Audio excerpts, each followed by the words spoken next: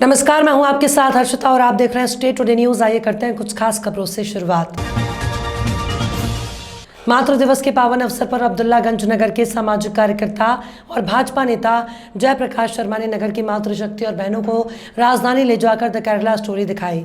इस दौरान समूचे भोजपुर विधानसभा क्षेत्र के करीब 500 मातृशक्ति और बहनें उपस्थित रहीं। इससे पहले जयप्रकाश शर्मा और उनके परिजनों ने अपने निवास पर उपस्थित सभी बहनों को तिलक और चुनरी उड़ाकर उनका आशीर्वाद लिया। इस पावन अवसर पर सभी मातृशक्ति सहित बहनों को शर्मा परिवार द्वारा स्नेह भोज भी कराया। आपको बता दें कि हिरानिया निवासी शर्मा परिवार के धार्मिक सहित सामाजिक कार्यों में बढ़ चढ़कर भाग लेने की पुरानी परंपरा है। इस मौके पर भोजपुर की बहनों ने फिल्म द केरला देखकर अपने आप को किसी के बहकावे में नहीं आने और अपने परिवार को किसी भी तरह की घटना होने की बात ज़रूर बताना चाहिए। जयप्रकाश शर्मा ने 6 बस और करीब 20 कारों के अपने काफिले के साथ भोपाल में सभी बहनों को लेकर गए और सभी को अपने अपने घरों पर जवाबदारी से छोड़ा गया, जिसके लिए सभी बहनों ने जयप्रकाश जी का धन्यवाद दिया। बुला रहा हूँ, कोई बोलेगा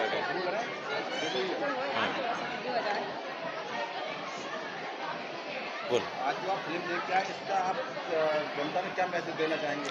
मैं यही देना चाहती हूँ कि आप अंदर से भी स्ट्रॉन्ग रहें, बाहर से भी स्ट्रॉन्ग रहें एंड माँ से अच्छा इस दुनिया में कोई नहीं है, चाहे हर जगह भगवान है। बट मेरा यही मैसेज है कि आप जो भी बात हो घर में, अच्छा हो या बुरा हो, आप सिर्फ थोड़े से डर के चक्कर में अपनी फैमिली को नहीं बता पाते कि क्या हुआ है आपके साथ। बट मेरा यही कहना है, फैमिली के साथ शेयर करें, छोटी बात हो चाहे बड़ी हो। कभी भी हमने आज फातिमा जैसी लड़की को रेगिस्तान जैसी, मतलब इतनी धूप में, अफ़गानिस्तान जैसी, सिरारिया जैसी जगहों पे जाते देखा है, उनकी स्किन, भूख प्यास सब मरते हुए देखा है। तो बच्चों को ले जाके फिल्म दिखाई, ऐसा क्यों आया? देखो, जब मैंने उस फिल्म का ट्रेलर देखा तो मैंने सोचा कि ये फिल्म जिनके लिए बनी है, जिनको संदेश देना चाह रही है और जिनको सचेत करना चाह रही है, अगर उन तक नहीं पहुंची और सही समय पर नहीं पहुंची, सही तरीके से नहीं पहुंची, तो फिर इस फिल्म का उद्देश्य अधूरा रह जाएगा। तब फिर मैंने सोचा कि इनको बच्चियों को ले जाऊं, उस उम्र की बच्चियों को ले जाऊं जिनके लिए ज़रूरत है। ये आज की पीढ़ी और अगली पीढ़ी दोनों को संवारेंगी, दोनों को सचेत करेंगी, दोनों की सुरक्षा करेंगी। कुछ राजनीतिक कारण नहीं, इसको राजनीति से जोड़ना या राजनीतिक कारण से जोड़ना तो ठीक नहीं है। जब कोई व्यक्ति राजनीति में होता है उसको चश्मे से देखा जाता है, पर अगर मैं इसको राजनीतिक कारण से करता तो इसका रूप स्वरूप। प्रदेश के एकमात्र हिल स्टेशन पचमढ़ी में गर्मियों की छुट्टी लगते ही पर्यटकों की संख्या बढ़ती जा रही है। वहीं एक और चिंता का विषय बंदरों के झुंड पर्यटक पॉइंट पर रोड पर देखे जा सकते हैं, जिनका शिकार पर्यटक और पचमढ़ी वासी होते रहते हैं। आम जनता, पर्यटक परेशान रहते हैं। महंगे महंगे इंजेक्शन पचमढ़ी का कोई भी डिपार्टमेंट इस और ध्यान नहीं दे रहा। ये चिंता का विषय है। इस विषय पर सतपुरा टाइगर रिजर्व पचमढ़ी को सोचना चाहिए ताकि बंदरों की रोकथाम और इनको पकड़ने का कार्य किया जाना चाहिए। अम्मा, क्या हुआ था आपके साथ? बंदर कहाँ पे आया और आप क्या कर रही थी? मैं नहा रही थी और बंदर? हाँ। बंदर आ गया। हाँ। मैंने ऐसे हाथ करी तो उसने हाथ ही पकड़ लिया। अच्छा, तो खून वगैरह निकला था? हाँ, खून निकला था। तो वो अचानक बंदर आ गया या कुछ देख के आया था? नहीं नहीं, मैं नहा रही थी। अच्छा, गवर्नमेंट की तरफ से इस पे कुछ आपको मुआवजा मिला, इंजेक्शन वगैरह मिले? नहीं। तो अभी कहाँ दिखाया, इसमें इंजेक्शन लगवाया आपने? हाँ, वहाँ लगवाए हैं। कहाँ पे? गगन डॉक्टर का। तो कितने पैसे के आए वो इंजेक्शन? अब 400 को बोला तो। हाँ। और दवाई भी देंगे। अच्छा, और कितने इंजेक्शन लगाने की बोले डॉक्टर साहब ने? अब 4 और लगेंगे। तो मतलब 400 का एक, तो 4 इंजेक्शन और लगेंगे। हाँ। तो अभी किसी डिपार्टमेंट में जाके कैंटोनमेंट या साड़ा में आपने बोला कि मुझे बंदर ने काटा है? हाँ भैया, मालूम ही नहीं है कहाँ जाने परत का। अच्छा, तो अभी पहला इंजेक्शन लगा, 4 और लगना बाकी है आपके? हाँ। तो कोई पूछने भी नहीं आया और आपने किसी को बताया भी नहीं? नहीं बताए तो कई जनों से, मन कोई बताओ नहीं कुछ। गवर्नमेंट की तरफ से ये इंजेक्शन का पैसा मिलता है। हाँ। तो आप इसको कैंटोनमेंट में जाके संपर्क करें तो आपका इसका पैसा मिलेगा। आप गई थी क्या? नहीं नहीं गए भाई, क्या कोई ने बताई नहीं। अच्छा, किसी ने नहीं बताया। और फॉरेस्ट की तरफ से जो कोई ऑफिसर वगैरह को बताया? नहीं, किसी को नहीं, हमें मालूम नहीं है ना भैया। चलिए ठीक है, ये जो इंजेक्शन लगते हैं इसको गवर्नमेंट फॉरेस्ट की तरफ से इसका पैसा देती है आपको। हाँ। तो एक बार उनको सूचित करें। हाँ। ठीक है ना? हाँ। जी, धन्यवाद।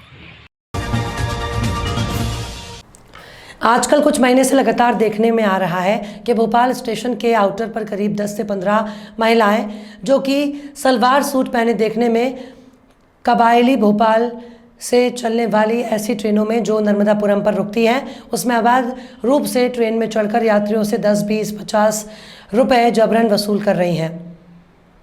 ये महिलाएं अक्सर नर्मदापुरम स्टेशन के आसपास सिंधी कॉलोनी सुंदरम बेकरी के पीछे के यासत रास्ते से ग्वाल टोली वाले रास्ते पर बैठी मिलती हैं। इन पर किसी प्रकार से ना तो रेलवे पुलिस आरपीएफ कार्रवाई करती है, ना ही सिटी पुलिस। इस प्रकार के अवैध वसूली से ये प्रत्येक महिलाएं प्रतिदिन 1000-2000 आराम से अवैध रूप से लंबे यात्रा करने वाले यात्रियों से वसूल कर रही है और इन यात्रियों की मजबूरी है, ये किसी से कोई शिकायत नहीं कर पा रहे हैं। ग्राम पंचायत में लाखों रुपए के विकास कार्य का स्वीकृति मिलने पर ग्राम पंचायत के सरपंच ने ग्राम पंचायत के पंचों से कहा कि गांव में विकास की कोई कमी नहीं होने दी जाएगी। उन्होंने कहा कि ग्राम पंचायत के विकास में किसी भी कार्य की जब भी कोई आवश्यकता हो बताएं, जब भी मेरी आवश्यकता होगी मैं हमेशा आप सभी के साथ खड़ा रहूंगा। मीडिया से भ्रष्टाचार के विषय में सवाल पूछने पर सरपंच ने बताया कि हमारे द्वारा जो काम किया गया किसी प्रकार की कोई भ्रष्टाचार और अधिकारियों की देखरेख में किया जाता है। विरोधियों का आरोप लगना और आरोप लगते ही रहेंगे। मैं बेसाहना कोल ग्राम पंचायत हरदी 32 का सरपंच हूँ। हमारे ग्राम पंचायत में जो भी काम हुए हैं सही ढंग से काम हुआ है। समय समय पर जनपद के अधिकारी के जांच देखरेख में किया गया है। हमारे ऊपर जो आरोप लगे हैं वो गलत है, वह बुनियाद है। ये जो गलत कर रहे हैं वह गुंडागर्दी के साथ कर रहे हैं और 1% मांग रहे हैं गुंडागर्दी के कि हमको 4% दो, 8% दो, नहीं देते हैं उनको, तो ये हमारे ऊपर आरोप कर रहे हैं। मैं ग्राम पंचायत के हरदी 32 का सरपंच हूँ बेसाहना कोल। जो भी काम हुआ सत्य है एवं सही है। हमारे ऊपर जो आरोप लगाया गया है तो वह गलत है। मेरा नाम सुरेंद्र है, कोल ग्राम पंचायत हरदी का, और मेरा ग्राम है कोतवार कला। जो कोई कार्य निर्माण हुआ है सही साठ हुआ है, सबके सहमति से सब कोई रहे वहीं पे, बाकी बाकायदे से काम सही हुआ है। मैं ग्राम कोतवार के निवासी हूँ चिंतामणि। जो भी कार्य हुआ है तो सही, हम मजदूरी किए हैं, हमको सही पैसा मिली, सब कुछ अच्छा भाई। मैं बेसाहना कोल ग्राम पंचायत हरदी 32 का सरपंच हूँ। हमारे ग्राम पंचायत में जो भी काम हुए हैं सही ढंग से काम हुआ है। समय समय पर जनपद के अधिकारी के जांच देखरेख में किया गया है। हमारे ऊपर जो आरोप लगे हैं वो गलत है, वह बुनियाद है। ये जो गलत कर रहे हैं वह गुंडागर्दी के साथ कर रहे हैं और 1% मांग रहे हैं गुंडागर्दी के कि हमको 4% दो, 8% दो, नहीं देते हैं उनको, तो ये हमारे ऊपर आरोप कर रहे हैं। मैं ग्राम पंचायत के हरदी 32 का सरपंच हूँ बेसाहना कोल। जो भी काम हुआ सत्य है एवं सही है। हमारे ऊपर जो आरोप लगाया गया है तो वह गलत है। आज किसानों की कर्ज माफी के आवेदन विधायक प्रतिनिधि मांगीलाल जी मजेड़ा, जनपद उपाध्यक्ष ललिता दांगी ने लिए। सहकारी समिति अहमदपुर में आज कांग्रेस के समय में जिन किसानों के ऋण माफ नहीं किए गए, भाजपा शासन ने उन किसानों का ब्याज माफ करने के आवेदन प्राप्त किए। आवेदन देने की अंतिम तारीख 27 मई 2023 तक किसान भाई अपने आवेदन प्राथमिक सहकारी समिति के कार्यालय में जमा करा सकेंगे। आज जिन किसानों द्वारा आवेदन प्राप्त किए गए, कमल सिंह पुत्र रामकिशन राशि 1,67,000 रुपये, गोरेलाल पुत्र बंशीलाल 56,000, मुनव्वर खां पुत्र सरवर खां राशि 37,000, कुल हितग्राही 195, कुल राशि 47,43,842 का ऋण माफी होना है। आपके प्रधानमंत्री आवास, अनगिनत उज्ज्वला योजना, कई हमारी सरकार के द्वारा जन कल्याणकारी योजनाएं चल रही हैं, उनका सभी लोगों को लाभ मिल रहा है। आज हमारे मुख्यमंत्री जी द्वारा जो ब्याज माफी का जो कार्यक्रम है। शहडोल जिले से बड़ी खबर है। नगर परिषद बकाहू के सामने नगर परिषद बकाहू के सफाई कर्मचारी लगातार 3 दिनों से आमरण अनशन कर रहे हैं। नगर परिषद बकाहू आए दिन विवादों के घेरे में घिरे रहती है। आखिरकार सफाई कर्मचारी ही अनशन पर बैठेंगे तो नगर कैसे साफ और सुरक्षित रह पाएगा। प्रधानमंत्री जी का कहना है कि मेरा देश स्वच्छ और स्वच्छता मिशन भी चलाया जा रहा है, लेकिन जब सफाई कर्मचारी अनशन पर होंगे तो स्वच्छता कैसे रहेगी। नगर परिषद बकाहू फिर नगर परिषद बकाहू को कैसे स्वच्छ रखेंगे। आखिरकार बड़े बड़े अधिकारियों के रहने के बावजूद भी सफाई कर्मचारी अनशन पर क्यों हैं। आप लोगों ने अनशन बैठा, वो बताएं कारण। हम कोरोना पोस्ट में काम किए सर, कोरोना पोस्ट में काम किए हैं, पूरा लहाज उठाए, कुकुरा गैया सब फेंके हैं, नाली में सफाई के हमको हटा दिए गए हैं साहब, मगर हमको ठेकेदार के द्वारा बेचा जा रहा है। हम शासन के द्वारा रहना चाहते हैं सफाई कर्मचारियों से, हमारा कुछ सुनाई नहीं हो रहा साहब। आप लोगों ने इन्फॉर्म किया किसी को, जानकारी दी किसी को? हम कलेक्टर साहब को दिए हैं, मैडम को दिए हैं, सबको दिए, थाने में दिए, अभी कोई सुनाई हमारी जारी नहीं है। अच्छा, प्रशासनिक अधिकारी अभी तक कोई मौके पर नहीं पहुंचे हैं? नहीं, कोई नहीं। कितने घंटों से लगातार आपका अनशन जारी है? हमारा अनशन है 3 दिन हो गए सर। लगभग 72 से 73 घंटों का अनुमानतः हम बता रहे हैं जी सर। जो तो लगभग 3 साल से हमने काम कर रहे हैं साहब यहाँ, जब से नगर पंचायत बनी, नगर परिषद बना, ठेके द्वारा हमको बेचा जा रहा है और हम उसके द्वारा नहीं जाना चाहते। हम अपनी सफाई करते। क्या मांगे प्रशासन से आपकी? हमारी यही प्रशासन से मांग है कि जैसे हम चलाते थे नगर परिषद, वैसे हमको वहाँ चलाया जाए, हमको ठेके के द्वारा ना बेचा जाए सर। हमारे बच्चे कहाँ जाएं? आशा कार्यकर्ता ने एम्बुलेंस 108 में जिला अस्पताल गेट पर महिला का प्रसव कराया। प्राप्त जानकारी के अनुसार सोमवार दोपहर को ग्राम चौसला निवासी रानी पति विकास मालवीय को प्रसव पीड़ा होने पर परिजन एम्बुलेंस 108 से प्रसव के लिए शाहजहाँपुर जिला अस्पताल लेकर पहुंचे। तभी महिला को तीव्र पीड़ा होने लगी, जिस पर अस्पताल परिसर में मौजूद ग्राम लोंदिया के आशाकर्ता काजल मालवीय ने तुरंत ही एम्बुलेंस में जाकर महिला का सुरक्षित प्रसव कराया। फिलहाल जच्चा और बच्चा दोनों स्वस्थ हैं और उन्हें जिला अस्पताल में भर्ती कराया गया है। लेके आए थे और कहाँ डिलीवरी हुई? ये चौसला से लेके आए थे और मैं गाँव लोंदिया के आशा कार्यकर्ता हूँ। मैं यहाँ पे मेरी भाभी की बहन को लेके आई थी कुछ काम से, तो ये मेरे रिलेटिव भी रखते हैं, तो मेरे को फ़ोन लगाया था इनने कि डिलीवरी होने वाली है। तो मैं बाहर जैसे आई तो एम्बुलेंस में इनको जैसे निकाला तो बच्चा आने लगा। मैंने 4 नंबर पे जाते से बोला कि भैया ऊपर से ये गाड़ी भेज दो, बच्चा होने वाला है। तो थोड़ा टाइम लगा, तो इस वजह से फिर मुझे ही बच्चे को आटी थी गले में, तो इस वजह से मुझे ही मेरे मतलब ग्लव्स नहीं थे मेरे पास, फिर भी बच्चे की जान बचाने के लिए मैंने खुद ने ही वो हाथ से ही आटी, अभी भी हाथ खराब ही धोए नहीं है मैंने, तो आटी निकाली बच्चे की और बच्चे को मैंने ही निकाला। बाकी का सारा काम फिर वो सफाई कार्यकर्ता ने। डिलीवरी में एम्बुलेंस में हो गई? हाँ, मैंने करवाई डिलीवरी। कहाँ पे? यही एम्बुलेंस में, अस्पताल के बाहर? अस्पताल के अंदर। क्या कलेक्टर के निर्देश पर नकली मावा पकड़ने की कार्रवाई में एक और सफलता मिली है। खाद्य सुरक्षा की टीम ने दोपहर में फिर छापा मारा, जहां पर 975 से ज्यादा मावे की पोटली मिली है। हर पोटली में लगभग 25 से 30 किलो मावा है। इस कार्रवाई से नकली मावा बनाने वालों में हड़कंप मच गया। टीम द्वारा खबर लिखे जाने तक जांच जारी थी। ये सर्वविदित है कि मावा बनाने का गढ़ उन्हेल है, यहीं से जिले सहित आसपास के संभागों तक मावा सप्लाई होता है। लंबे समय से नकली मावा बनाने का काम चल रहा था। इसकी भनक कलेक्टर कुमार पुरुषोत्तम को लग गई। उन्होंने अपने सूत्रों को एक्टिव कर दिया, जिसके बाद कलेक्टर के पास लगातार खबरें आने लगी। कलेक्टर ने एडीएम अनुकूल जैन को ये दायित्व दिया। एडीएम ने खाद्य सुरक्षा अधिकारी बसंत दत्त शर्मा को टीम में शामिल किया और नकली मावा बनाने वालों पर ठोस कार्रवाई शुरू कर दी, जिसकी शुरुआत 9 मई की रात से हुई। पहला शिकार ओम प्रकाश जैन बने, जिनकी फैक्ट्री पर छापा मारकर नकली मावा बनाने की सामग्री जब्त की गई थी। इसी कड़ी में रविवार की दोपहर 12 बजे के पहले ग्राम इटावा में टीम ने छापा मारा, जहां पर बाथरूम में छुपाकर रखी गई मिल्क पाउडर की 24 बोरियां जब्त की गई थी। बिल्कुल, जो उन्हेल में कार्रवाई कर रहे थे और 9 तारीख को जो हमने यहाँ पे एक मावा की फैक्ट्री पे कार्रवाई की थी, उसी में आगे इन्वेस्टिगेशन के लिए हम कार्रवाई कर रहे थे। तो हमें सुबह सूचना प्राप्त हुई थी कि इटावा गांव में इन्होंने अपना कुछ सामान रखा हुआ है। तो हमने जब एक पटेल हैं उसके घर पे जब हमने जांच की जाके, तो बाथरूम में 24 बोरी हमें स्किम्ड मिल्क पाउडर मिला था, जिसका उपयोग उन्होंने बताया था कि ये ओम प्रकाश जैन जो यहाँ पर रखे गए। तो ये उस दिन उन्होंने रखा हुआ था, जिसका उपयोग ये मावे में कर रहे थे।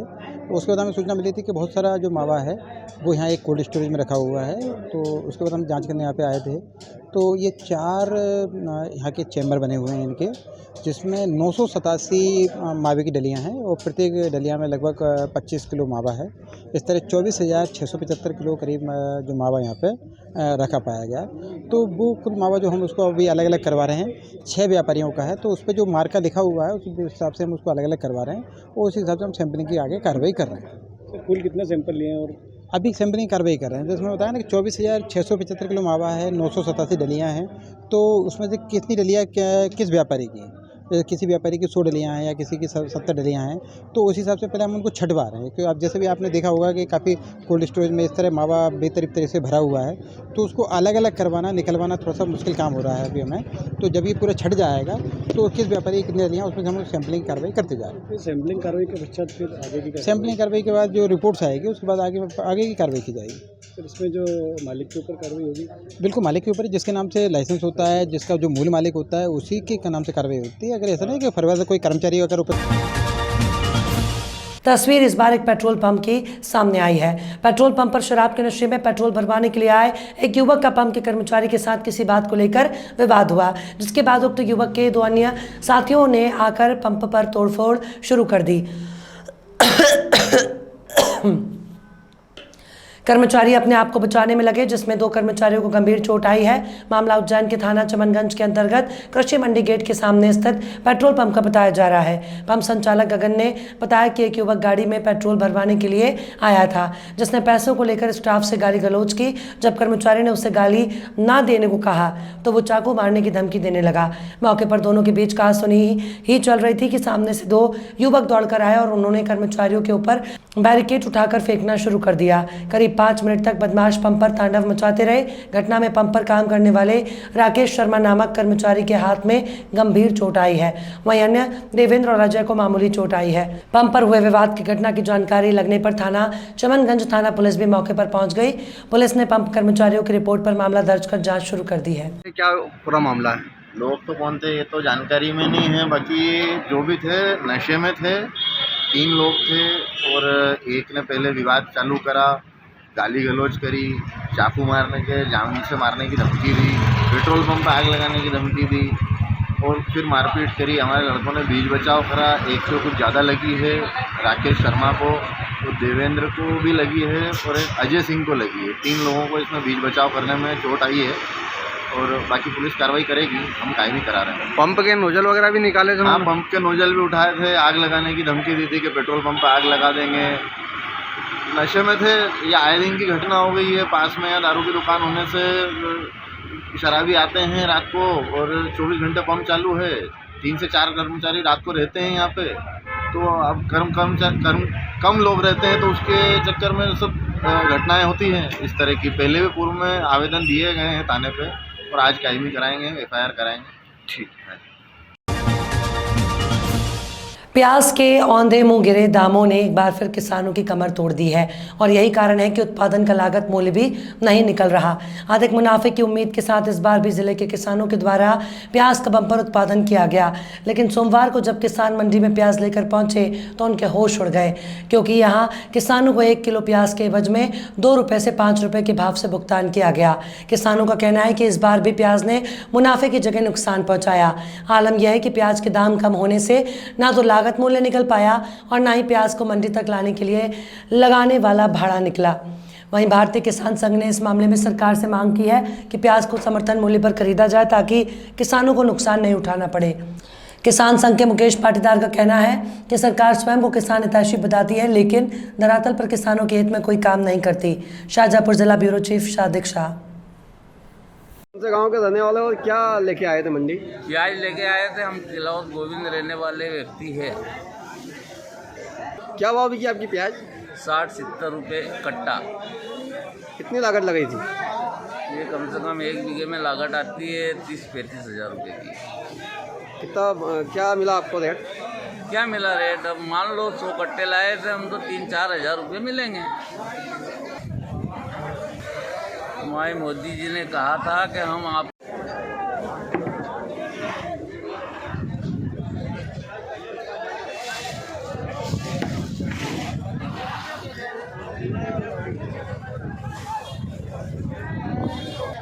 शाहजहाँपुर प्याज मंडी। किसानों के चेहरे मुरझाए हुए। 1 रुपये किलो 2 रुपये किलो प्याज बिक रही है। 40 रुपये कट्टा 50 रुपये कट्टा में किसानों की खून पसीने की कमाई। बोलो। आज शाहजहाँपुर मंडी में प्याज जो लेकर आए हैं किसान, वो आज खून के आंसू रो रहे हैं। सरकार ने शाहजहाँपुर ज़िले को प्याज उत्पादक ज़िला घोषित करा है, यहाँ पर किसानों ने जी तोड़ मेहनत करके प्याज उत्पादन करा है, लेकिन हालात आप सबके सामने हैं। 30 रुपये कट्टे से लेकर 50 रुपये कट्टा आज प्याज किसान का बिका है। किसानों ने 35 से 40 हज़ार रुपये प्रति बीघे के हिसाब से लागत लगाई है, लेकिन आज उनको एक बीघे में 4 से 5 हज़ार रुपये भी नसीब नहीं हो रहे हैं। देश में वर्तमान सरकार किसान हितैषी बताती है कि हम किसान के साथ हैं, लेकिन आज किसान अपनी फसलों को लेकर, कम भाव को लेकर पूरी तरह मायूस है। कुजनेर बैंक ऑफ इंडिया में लूट का मामला। राशि 49,000 ग्राम चाणक्य के जगदीश जी नागर पिताश्री हरिराम नागर कुजनेर थाना अंतर्गत मामला दर्ज हुआ। पुलिस चोर की तलाश में जुटी हुई है, ऐसे सूत्र से जानकारी प्राप्त हुई है। मुरैना जिले के ब्लॉक किलारस के अंतर्गत आने वाले कई ग्राम पंचायतों में आजीविका स्व सहायता समूह संचालित है। आपको बता दें कि दिनांक 11 मई 2023 को क्या बात हुई, क्या कारण रहा, जिसे लेकर आजीविका स्व सहायता समूह की सदस्य शिकायत करने एसडीएम कार्यालय पहुंची, इस बात की जानकारी हमें नहीं है।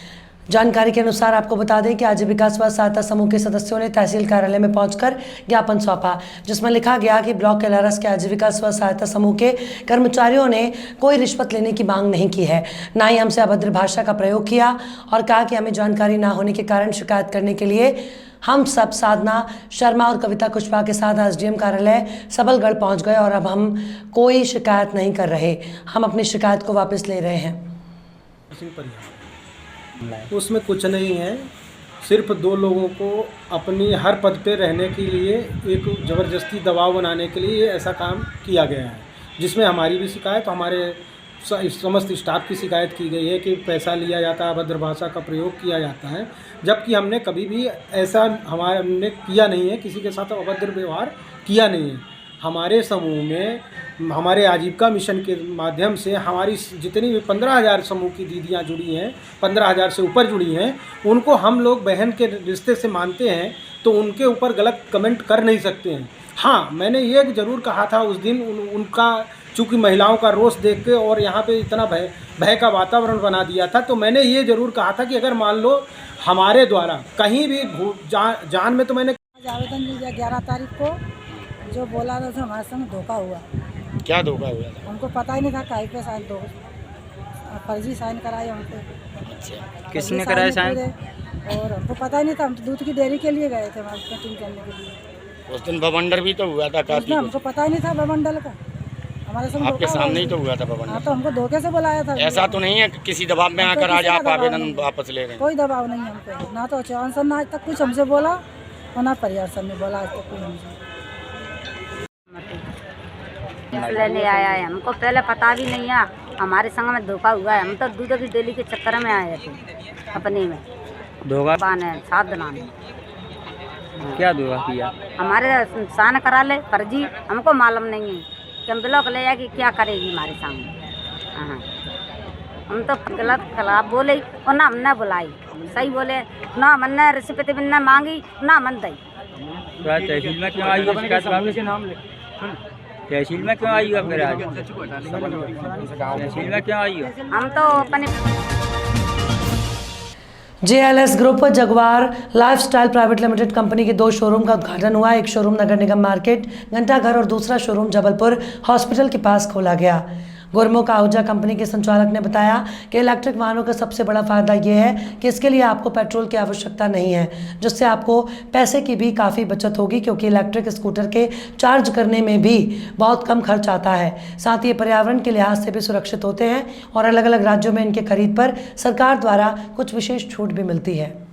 आज हमारी company JLS group Jaguar lifestyle electronic 2 wheeler और 3 व्हीलर का इनोवेशन जबलपुर नगर निगम घंटाघर मार्केट में हुआ और एक शोरूम हमारा जबलपुर हॉस्पिटल के पास खोला गया है। हमारा लक्ष्य है कि जबलपुर के लोगों को एक इकोनॉमिक रेंज में इलेक्ट्रॉनिक 2 व्हीलर और 3 व्हीलर उपलब्ध कराएं, जो कि आम आदमी की पहुंच में है। जो हमारे माननीय मोदी जी की अपेक्षा है कि हमारा भारत, हमारा देश, हमारा प्रदेश, हमारा शहर जबलपुर संस्कारधनी प्रदूषण मुक्त हो, उस दिशा में हम लोग कार्य कर रहे हैं। हमारे जो ये 2 व्हीलर और 3 व्हीलर आज बहुत अच्छा रिस्पांस हमें मिला है और आने वाले दिनों में जबलपुर संस्कारधानी को इलेक्ट्रॉनिक व्हीकल क्षेत्र में हम लोग और अच्छा देने का प्रयास करेंगे। आज जबलपुर वालों का हमें बहुत प्यार मिला है। हम सबसे अपेक्षा करते हैं कि आगे भी इसी प्रकार हमें सहयोग करते रहेंगे। और एमपी का पहला स्टार्टअप है जो ऑटोमोटिव सेक्टर में काम कर रहा है। हमने जबलपुर जगुआर लाइफस्टाइल में 2 व्हीलर और 3 व्हीलर अपने लाए हैं, जो कि हमारा दावा है कि सबसे कम रेट में पेट्रोल की बचत कराते हुए हम जो प्रोडक्ट दे रहे हैं 1 से 3 साल तक की गारंटी के साथ दे रहे हैं, जिससे कि हर परिवार की फाइनेंशियल स्थिति मजबूत होगी। इससे हमने इसमें अभी 3 मॉडल लॉन्च किए हैं 2 व्हीलर में, स्पेंटा, स्वीटी और फैंटम, जो कि 5-5 कलर में अवेलेबल है। आइए विजिट करिए, टेस्ट ड्राइव करिए और नए इनोवेशन को स्वीकार करिए। अब जो ज़माना है वो ईवी का है। ये 50 साल 100 साल का पुराना सपना था इंसान का कि हम गाड़ी में चलें भी और पेट्रोल डीजल के खर्चे से बचे भी, तो वो अब सच हो चुका है। तो आइए जगुआर लाइफस्टाइल, घंटाघर, नगर निगम मार्केट, शॉप नंबर 1। खबरों में फिलहाल इतना ही। और भी खबरों के अपडेट्स के लिए आप देखते रहिए स्टेट टुडे न्यूज़।